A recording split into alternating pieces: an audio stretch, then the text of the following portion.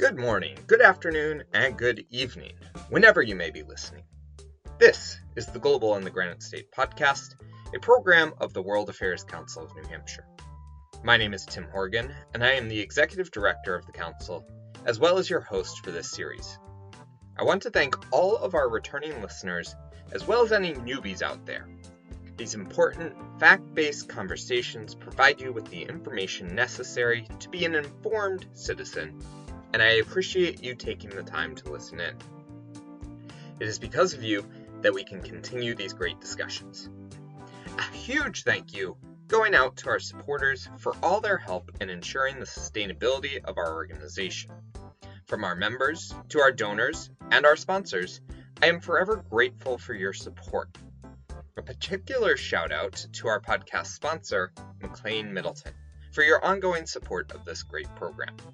McLean Middleton is one of New England's premier full-service law firms with over 100 attorneys throughout offices in New Hampshire and Massachusetts. McLean Middleton's attorneys have been providing trusted legal services to businesses throughout the region for over 100 years. Learn more at mclean.com. They are a true community leader and convener. Today, we are talking about the future of work with Kevin Cassidy, the Director and Representative to the Bretton Woods and Multilateral organizations at the International Labor Organization Office for the United States. Kevin will join the World Affairs Council of New Hampshire on October 5th to discuss how corporate social responsibility and environmental, social, and governance factors can lead to better outcomes for companies and communities. We hope you can join us for that program, either in person or online at www.wacnh.org. Without further ado, let's jump right in.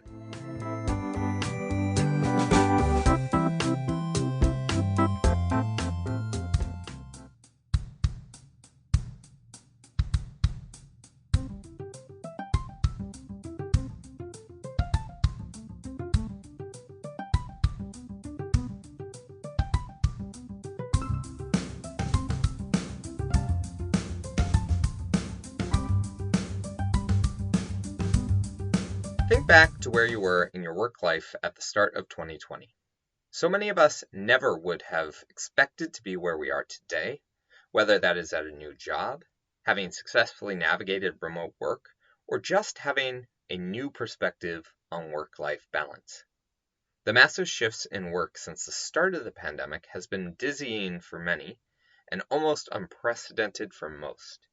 However, this is not the first time tectonic shifts have taken place.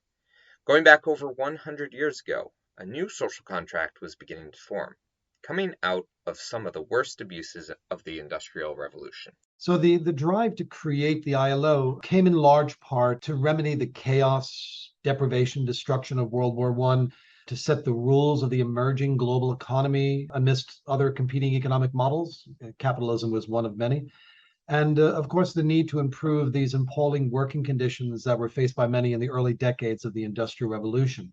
In this world of 55-plus-hour work weeks, little protections in the way of health, safety, or wages, workers started to demand more from their employers, particularly in the wake of the First World War. As the world shifted out of war mode, there was a fundamental need to redefine the global economy. Women had taken over a huge portion of manufacturing jobs, while the men were fighting in the trenches. Millions of prime-age men died in the war, and whole sectors, economies, and countries had been destroyed. In light of this, the International Labor Organization was formed. But what exactly is the ILO, and what are their goals? The ILO is an important and unique institution in the sense that work sits at the nexus of the economic and social spheres. It's where we interact with the world around us. It builds networks and contacts and friends. It defines who we are. And it's also a peaceful means of earning a living. So the ILO predates the UN, although we are a technical agency of the UN system. We come out of the Treaty of Versailles and are based on the premise of social justice and decent work. And for that work, we won a Nobel Prize in 1969. The ILO has standing within the UN, so we are seated at the General Assembly, ECOSOC, Security Council, ECOSOC, Secretariat, and the International Court of Justice. But the ILO is also an economic actor, and it has a seat at the table with the G7, the G20, OECD, the World Bank, and the IMF. And it's different from other UN agencies, firstly, because we have a tripartite structure, which means that we bring together the representatives of workers and employers, along with governments, to debate and discuss through this tripartite approach how the system of international labor standards cover the world of work. These standards are also supervised by the ILO, and as such allows us to create through the tripartite structure the rules of the road for the modern economy. In light of this effort, there were many issues that governments, businesses, and workers needed to come together on. In this incredibly tumultuous time, people from all sectors were looking for more certainty and value in the nature of work. There were previously no real rules to guide people on what was expected from each partner, and there was a realization that everyone needed a voice in the future of work to improve production, output, and satisfaction, as well as a sense of fairness. So when the ILO had started, as you can imagine, in the aftermath of World War I, this wild dream came about, as Franklin Delano Roosevelt used to refer to us as workers and employers and governments sitting together and working on these issues where there were no rules. So we had to actually sort of work with these three actors within each country that were started with us.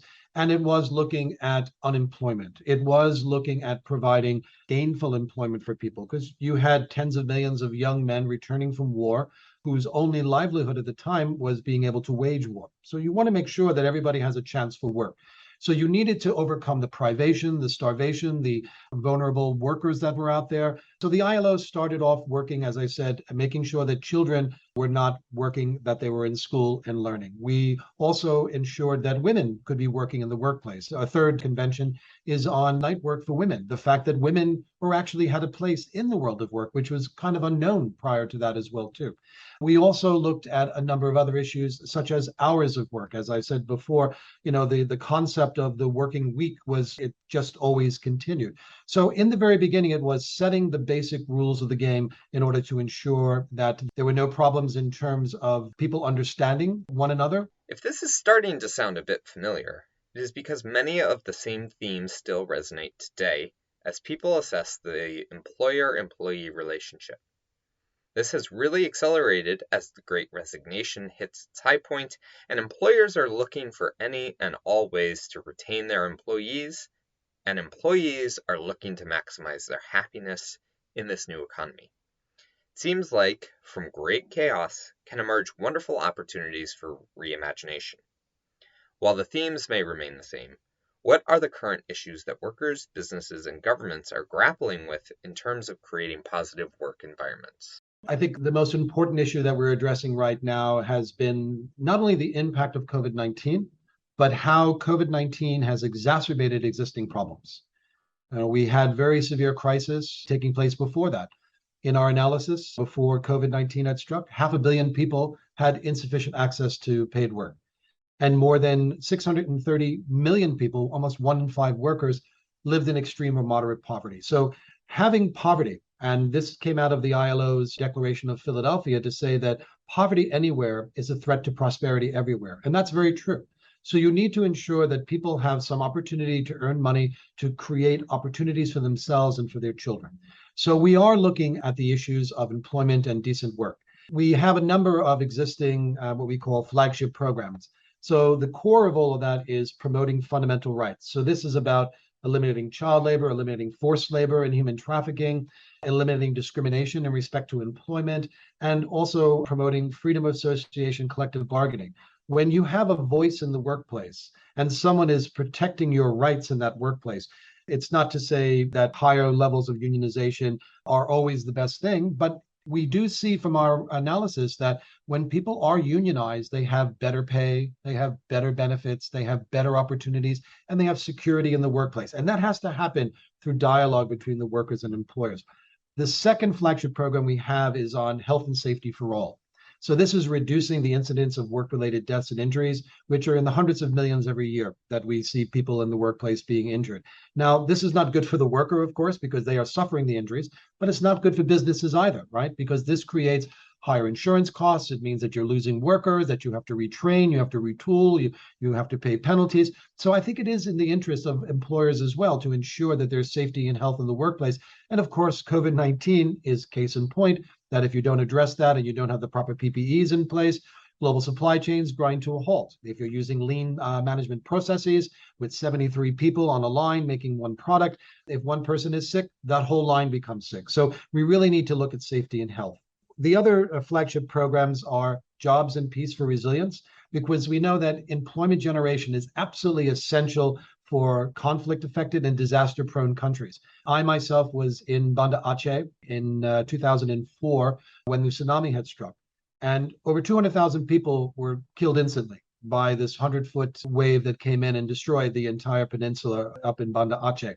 And one of the most important things was get people back to work, get people to think about the future for themselves. They had to focus on the positive aspects of that. Otherwise, that creates vulnerable social and political instability, which we want to ensure that doesn't happen. The last two flagship programs are social protection to all. As I mentioned, this is about access to healthcare, family allowances, unemployment benefits, old age, and disability. And the reason that's important is because this social protection, which we call in the US social safety nets, it provides opportunities for people not to fall into abject poverty. And the response to COVID-19 by the US, by Canada, by the developed countries in Western Europe and around the world, as well as developing and emerging economies, this was the biggest exercise in social protection for all. It provided income to people who lost their jobs. It provided opportunity for people to access healthcare. It provided opportunity for school to have continuity, for businesses to have continuity. So having those social protections in place, not only in disaster circumstances, but it also helps people with the transition from job to job. It's not always clear that you go from one job to the next. Sometimes you have something in between which you have no jobs. It may last for a month, a year, or 2 years. We're seeing that. Many people in the US and around the world are suffering from the fact that not everybody can get a job. And once they lose their job, finding another job, especially when you become older, is very difficult. So they shouldn't be allowed to fall into abject poverty, because once you lose your network of contacts, once you're out of the circle of work, it's very difficult to find another job. And then finally, on a very practical level, the ILO has a program called Better Work. And Better Work is an operation at the factory level, working with businesses to help lift millions out of poverty, not only by providing decent work and empowering women, but it also drives business competitiveness and promoting inclusive economic growth. So businesses that are leading companies on this, that are providing opportunities, that are paying better wages, are actually not only helping the company attract better talent that stays longer, that's more loyal, but it also provides a greater economic velocity within that economy as well too. So if people have disposable incomes, they're going out and they're buying food, they're buying clothes, they're buying motorcycles, they're buying cars, they're sending their kids to school. So that creates an economy in and of itself. So ensuring that people have good jobs, they're getting good pay and good conditions of work is actually creating better economies. Not that we have to slice up a smaller pie, but you're increasing the size of that pie so that it's more for more people. These are not easy shifts to make, particularly in a world of so much uncertainty. Businesses are unsure of their supply chains, of their workforce, of the potential for lockdowns and disease outbreaks. Governments are unsure of where their economies are headed, despite their best efforts to keep them on track. Workers are unsure of the stability of their jobs, as well as if there is something better for them out there. So, how is the ILO working within their tripartite structure to create their vision of a human-centered approach to work? So we're promoting inclusive and structural transformations as labor markets evolve, how new technologies are triggering these impacts, about how these demographic and climate change shifts are happening and changing the world of work. The injection of pathogens through COVID-19 has shown that an unhealthy workplace is an unproductive workplace. So we really need to kind of look at how the world of work is changing. So in adapting to that, the ILO is now focusing on a number of areas. We fortuitously will have a new director general starting shortly. And just to kind of give you a little bit of a preview on the vision, there are 5 priority areas that the ILO is focused on. Our first area is on good governance in the world of work. So this is stronger normative action. So this enhances the supervisory mechanism. It ensures the integration of labor standards in trade and investment and development programs. It ensures a healthy working environment, especially in global supply chains, which we are all dependent upon. It also looks at better and effective dialogue between employers and workers, as well as strengthening those institutions and policies that are focused on people. So full and productive employment for the just transition from a high carbon to low carbon. It looks at sustainable enterprises, because if you don't have businesses, you don't have jobs. So we need to ensure that there's concerted action to ensure that enterprises are sustainable and they have productivity growth. We also look at universal, what we call social protection. This is a life cycle approach, which looks at things such as access to healthcare, to education, to active labor market policies, to transitions from school to work, transitions from work to retirement, and also old age, such as pensions and so, as well as other manifestations such as fair labor migration. We've been very much involved because today most migration is due to people looking for good jobs. The third element of that, the chapeau, is really policy coherence for social justice. So we need to ensure that there is an agreement across the multilateral system on what we're doing in terms of the policy. We need to ensure that there is a transition from informality to formality. For example, in the world today, there are 2 billion people who work informally. 86% of workers in Africa are in informal economies. In the Americas, it's 40%. So we need to ensure that people have this opportunity to work in the formal economy, because if you're not working in the formal economy, number one, you're not covered by labor legislation. Number two, you have no benefits, so you have to work your entire life. There's no such thing as pension. But also, it starves the country of that fiscal space that they need in order to provide for their citizens. So it's really quite important making that transition. And of course, through all of this, decent work through global supply chains, through trade and investments, through crisis and post-crisis situations, decent work sits at the center of that, because it is about a human-centered approach. Over the course of their 105-year history, the International Labour Organization has notched several wins that have produced benefits for businesses and workers. One of the biggest comes in the form of a complete mindset shift that has been taking hold since the 1970s. So businesses today are realizing, as they move away from just doing marketing exercises to show that they're a good company, they're actually embedding within their institutions themselves this new ESG. So environment, social, and governance. Looking at the environment and looking at how they're using natural goods and so, using commodities. We've seen that in packaging, reducing the footprint on the environment, which is ensuring that there is an environment for the children in the future. I think the idea about looking at the social aspects, ensuring that they treat the workers better, providing non-discriminatory hiring policies so that women can join the workforce. When you have a more diverse and a more inclusive workplace, you have greater productivity and you actually have greater innovation. And then in terms of governance, it is following the rules of the road, that everybody plays by the same rules of the game. We see that, for example, in trade agreements. The ILO is mentioned, and the standard fundamental rights of the ILO are in the labor provisions of, for example, the USMCA trade agreement. And the ILO has been working with the US Trade Representative's Office on ensuring that the workers in Mexico are not so underpaid that they put at risk the jobs of American automaker workers as well as Canada. So I think the idea now is that there are rules of the road. There are businesses that understand that it benefits them. And at the end of the day, when you start to look at what the needs of the workers are to the employers themselves, I think what we're finding out is that it's actually cheaper to work with the workers, provide them, with the small benefits that are being asked for, rather than having to do rear guard action and looking to protect themselves and existing lawsuits, or, people fleeing certain brands because they don't feel that these are good employers. So I think overall, businesses start to understand that we need to work together. That's the first issue. And what does this look like in action? The ILO has worked, for example, in Uzbekistan. Uzbekistan was known for forced and child labor because every year they mobilize 2.4 million people for the harvesting of cotton.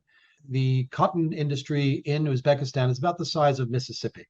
So it's about the sixth largest cotton producer in the world. But because they were sort of clearing out the schools, clearing out the hospitals, clearing out the military barracks for everybody to go in the field and pick cotton, that is a classical definition of forced labor, because people had no choice. They had to do that. And with the World Bank and with civil society and with media that were raising the issues, keeping the pressure on, the ILO bringing in its expertise, but also, as I said, the ILO is a part of that country. So the government, the workers and employers worked with the ILO, and within 7 years, we were able to reduce forced and child labor to less than 1,000 people. Now, these are a bit of residuals that are taking hold, but that has allowed now the US government to not put the Uzbek government on a ban. So their cotton is no longer banned and companies can go in and invest. That is a development success story, which you don't find very much of. So when you have the economics involved alongside the social prerogatives as well too, and you deliver on both, you're able to see that there are benefits to working together. So I think this mind shift, this change in the way in which businesses view rights-based institutions like the ILO and becoming comfortable in those discussions. And I do get calls all the time from companies that want to know, how do we address these issues? And we do it quietly, we do it offline. We work with them. We provide them with expertise through the employers' organizations and through our mechanisms in the organization. So that has actually, I think, really changed the way in which globalization is enacting today. While this trend is growing, we are not totally there yet. We hear about big corporations like Amazon and Starbucks actively trying to discourage unionization in their workforces. We continue to see forced labor being used around the world. Is it easy to get everyone to see the benefits of working together to create positive changes? I think it's getting better, but I think the majority of the discussions today are still trying to convince businesses that unions aren't bad actors and that they are actually trying to provide opportunities for their members, right? Just as businesses are trying to provide profits to their shareholders, right? We believe in the stakeholder approach, right? Because if you have good workers, they can promote your brand, they can be good ambassadors for that, they become very loyal, and then you've got a talent pool that's well trained and that works for the company for a very long time. So I think that the benefits are there, but it is true that it is unfortunately a bit in the minority today where companies realize the value of unions. And some of it is just, I think, misperceptions. I don't think that a lot of people at the C-suite level actually understand the union mindset. I mean, they themselves have protection, right? I mean, as a professional, if I go to work at a company, especially at a senior level, I already know what my salary is going to be. I know what my conditions of work are. I know what benefits I'm going to receive. I mean, all of those things are set. So we respond positively to those who are at the higher level, but those who are doing the dangerous, dull, and dirty jobs, those are the ones who are handling the goods, making the goods, mining or sourcing the commodities that are turned into the products that are used by people today. Those are the people who are actually creating your products. Those are the people who can actually ensure that you have a going concern. And also, I think it shows that when you actually treat people well, and I would like to have some of the economists out there start to think about the difference between paying the lawyers in order to protect them from getting unionization, such as the perversely named right to work. And again, everyone has the right to have their opinions about it, but right to work for the ILO is a human right.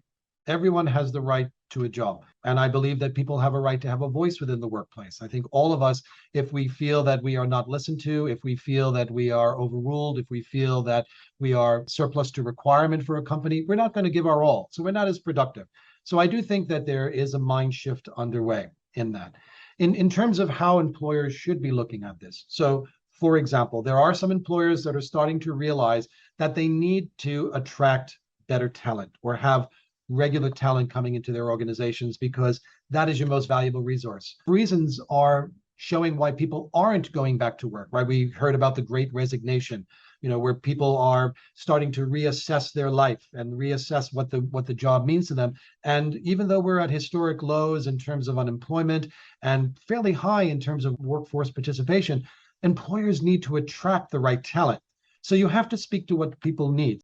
While this conversation may seem down on employers, there are some real bright spots out there in terms of organizations that treat employees really well and receive high marks in terms of their work. There are hundreds of best of companies to work for lists out there, and many well-known businesses receive very high ratings. On the Forbes Top 100 list, Cisco comes in at number 1 with 96% of its workforce saying that it is a great place to work. 98% of employees at Hilton say that it is a company they are proud to work for. 94% of employees at Salesforce say they feel good about the ways in which their company contributes to the community. These are all multi-million-dollar companies with tens of thousands of employees. to reach these levels of satisfaction indicates a huge benefit to the workers, the employer, and the shareholders. Over 1/3 of Cisco's 40,000 employees have been with the company for more than a decade. This is a huge advantage when you consider it costs, on average, 6 to 9 months of an employee's wages to replace someone who leaves. With the average worker earning over $108,000 per year at Cisco, times that by 40,000 employees, you can see how the savings can add up quickly simply by retaining the workforce. I think the other issues that we fear that, like a lot of young people are starting to pull away. They don't necessarily want to work their way up through the corporate ladder. They go into companies, if they don't feel it's right, they're leaving. And even though you may be providing them with inducements, there are big tech companies that provide free food or free dry cleaning and all of this. That's really not what people are looking for. They're looking to be valued in the company. They need to know that they have a career opportunity for themselves and moving forward, and that the company that they're working for not only provides them with those benefits, but they respect that company, and they respect the company that respects them. So there was a recent article by the Harvard Business Review that talked about this as the great exploration, where people are really just starting to kind of think about what the world around them means. What are the new demands that I'm making on myself, right? It's not just a matter of doing no harm. I mean, that's an absolute minimum. But workers need fulfillment. Workers need people at work, men and women, right? So let's not just objectify them as workers. We are all workers. And people need self-realization. I need to know that I make a difference in the world today. And that's the point at which I think when workers and employers get together and they talk about these issues, that's when we shape a new reality. This reality paints a better picture of the labor market. Instead of being the Great Resignation, as the past couple of years have been called, it might be better to look at it as the U.S. Chamber of Commerce recently termed it, the Great Reshuffling. While certain industries, mainly food services, are facing labor shortages, other areas of the economy, mainly businesses and professional services, have a surplus of labor. One of the biggest driving factors in this is access to remote work opportunities. Industries and sectors that do not or cannot offer remote work are seeing much higher churn rates in their labor forces as people look for opportunities that better suit their life situation. For all those parents out there who had to supervise their child's remote learning, working from home, and flexible scheduling are key to remaining in the workforce. A recent Gallup poll indicated that 30% of U.S. workers would seek new employment if they were not offered remote or hybrid opportunities. Remote work is not the only technological change that is changing the nature of work. Automation of all kinds is changing who does what work, what skills are required to work in all fields, as well as the productive capacity of all businesses. This is certainly nothing new, but the rate of change has increased in the past several decades. Technologically driven changes in the world of work have always taken place. Whether you have gone from the paddle boat to the sail, or you've gone from the cart to a car or truck, automation in the past helped us do the heavy lifting. The automation today is helping us with the computational work and analytical work. And that is now starting to displace not only the workers in the bottom of the pyramid, but actually workers in the middle. In the future, some of this automation, like artificial intelligence and so, will actually displace some of the senior level executives as well. Because what is the job of the CEO and chief operating officer is to take in lots of data and information and to make decisions. Well, AI can think a lot faster. So I think not only just the workers that have to be worried, but those who are running those companies. So there are different perspectives from different groups. Employers are spending significantly higher sums on technology. But by spending that money, they need to meet their return on that investment. So that means they need somebody who is ready on day one. And if not, there's a cost, right? And the workers themselves need those skills, which is not always clear what that skill is, or is it readily available to them at a reasonable cost? I mean, who pays for this? Who pays for the skilling of workers for the new technologies? Is it the government? Is it the employer? Is it the student themselves, the worker themselves that has to do this? So we have to look at that. Speaking of education, the rate of technological change is demanding workers continue to learn throughout their careers. I know this was a real feature of my own work over the past 3 years, as I have needed to learn new technology platforms and skills in order to maintain the high-quality programs people have come to expect from the World Affairs Council of New Hampshire. Whether formal or informal, learning and knowledge is vital to the success in the future economy. Let's think about how we look at education in the future, because education in the past was based on a factory model. Get them in, get them out, front load your education, 30 years of employment, and then you retire. Now, small question on that. How many people in the future are going to have pensions? Probably not very many, right? So back to this world that we always are working. And someone once had asked me, how many goods and services do machines and robots and artificial intelligence purchase? Right? So we still need people who have disposable income to make the economy work. So when you look at the different perspectives, workers realize that right now they will never stop learning. People will always have to have continuing education, lifelong education in order to advance your career. Absolutely important. As I said, the question is who is paying for that? And I think really it's a collaborative effort. I think businesses can provide training. I think they should be working with educational institutions in forecasting skills that are necessary for the new world of work. And that would actually create better fits between the skills that are required with the employer and the worker themselves. Now, unions also contribute to that as a major source of training and expand the skills for workers in new occupations. So they can be a very important ally. So again, I do ask businesses to look at unions afresh and reach across the aisle and speak to them. And so, because unions can actually help not only the pathway to employment, because they will source the jobs for people, they will provide them with transferable skills, they will credential them, right? I mean, if somebody is working in my house as an electrician or a plumber, I want to know that they are actually have a certification or a credential in that area. For employers, it's more about pairing computers with the cognitive, social, emotional skills of human beings. So it is augmenting the human being. So they're looking at it in a much more detached sort of way, where, you know, human beings are fungible, right? I mean, if you can find somebody physically, and now with COVID showing that remote work is possible, many things are being distributed. So there's actually global competition for skills. So you may not even be able to find the people in this country who have the skills you want at the price you're willing to pay. So I think businesses should be concerned that, you know, they have a role in this alongside the government and the workers. And that's why the ILO is so successful, I think, as a tripartite institution, because you bring that together. Now, employers provide education through apprenticeships, traineeships, internships, through other types of mechanisms. And they're equipping their workforce not only with the hard skills, but also the soft skills. In addition, automation is displacing jobs all across the world, with consequences both big and small. This is where the ILO can provide great insights into all the intended and unintended consequences as a result of changes to the way work is done. Not only can they help each of their three constituencies see some of the upcoming changes from their own point of view, but also from the viewpoint of the two other partners. Automation is a perfect example, where the impact on workers and businesses is pretty clear, but not necessarily for governments. Can you automate the entire electronics industry? Probably can. But the gap between the probability that a job can be automated and the probability that it will be automated is systemically larger in countries with labor costs, meaning that it's a political decision.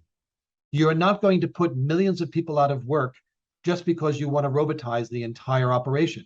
I look at sub-Saharan Africa, which I think about 68% of the population in sub-Saharan Africa is existing in subsistence agriculture. Now, you can take GPS-enabled carbine harvesters and you can put them on the ground and you can have yourself food security forever. But what are you going to do with the tens of millions of people that you've put out of work? How are you going to redeploy them? How are you going to train them? How are you going to create those industries? It is going to overwhelm the country. And if you have 10 million, 30 million, 40 million people out of 100 million in your country that depend on work, you've got a political problem on your hands. So it is really important to look at that. Now, in developed countries, we have had an increased use of robotics, automation technologies, as well as digital labor platforms, right? Many people are being hired for this. Although digital labor platforms are pretty much in what we say food services and for taxi services, right? So that's the large part of the labor platforms. Although, you know, TaskRabbit and Upwork and other sort of systems are trying to connect people with skills and talents who may not live in a big city, but be able to access that. The problem with that is that you can become a digital day laborer because you don't actually have a voice. When the Freelancers Union in New York did a study, and again, in very early days in the digital labor platforms, they found that actually 40% of the people who did work on these platforms didn't get paid. And the reason they didn't get paid is because somebody said the quality is not there. And that was the end of it.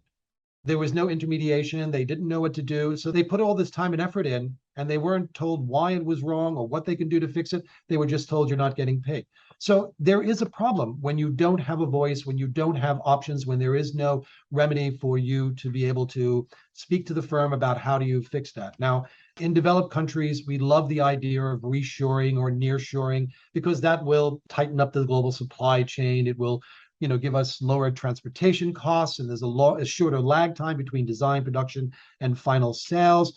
I just don't know if we're ever going to get there because the manufacturing side of that is usually done with labor. And because also today, labor is much more flexible. I mean, somebody could change the design production specifications and adapt to that if they are a trained seamstress or if they are trained in putting together electronic components. To retool an entire machine, a robot for that, I mean, that would cost millions of dollars in programming costs. So I think today still people can be paid well and will still be cheaper than the automation because of the different problems that you face. So I think that much of the concern about the new automation technologies is really based on a narrow emphasis on the substitution effects at the task level. But technology affects jobs more importantly through complementary effects, market expansion effects, income and outcome production linkages. So it is not just about displacing a worker, it's about so many more issues in that realm. As the future of work continues to undergo changes, collaboration remains the best path forward to a human-centered approach to work. A happy and engaged workforce benefits everyone, as it lowers the need for social services, it increases productivity, and creates a stable society that does not look for major changes. There is no one easy solution to create an inclusive, equitable, and positive environment for everyone to have decent work, but through ongoing efforts, new solutions, and a clear vision, organizations like the ILO can continue the necessary work to create a path forward that can benefit everyone. I was told by Mary Robinson, the former president of Ireland, one time when I worked with her, an amazing individual, she said that Eleanor Roosevelt, who was the lead on the Universal Declaration of Human Rights, used the ILO's charter as the basis for the Universal Declaration of Human Rights.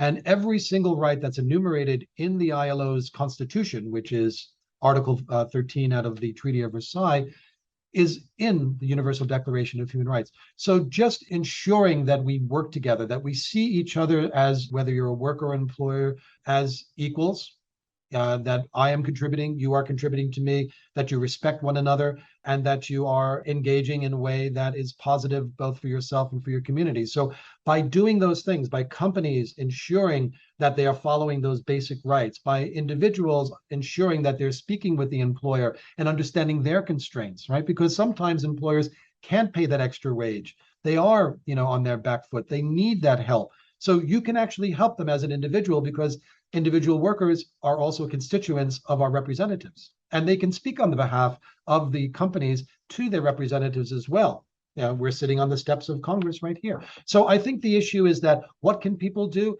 Understand that we're in it together, that work will succeed or fail based on whether we work together or not. And I think that is a very straightforward issue, and the ILO stands ready. And as an international organization, we have lots of data, we have lots of statistics and analysis, we have lots of publications, sometimes 300 pages, in which one page would do. But reading those materials, understanding that, and understanding where the world of work is going, I think through that understanding, through that empathy for the other side, that's how we move this agenda forward. Whether you are in an organization or whether you're a government official or not, you can actually make an impact upon that community and upon the economic quality and social progress in your community. Thank you to Kevin Cassidy of the International Labour Organization for your insights, and we look forward to hearing more from you on CSR and ESG standards and how they make for stronger companies and stronger communities.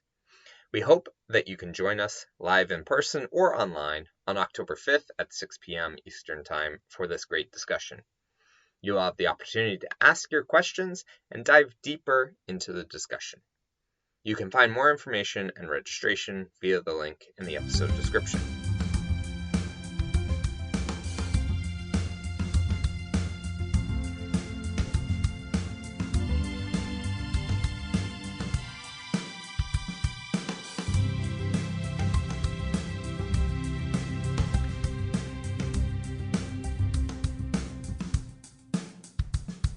This has been the Global in the Granite State podcast, a production of the World Affairs Council of New Hampshire. We appreciate your time and interest in this series, helping us to build a strong global community of people who look to understand the challenges the world faces today. Tim Horgan is our host, producer, audio engineer, visionary, manager, and any other title you can think of.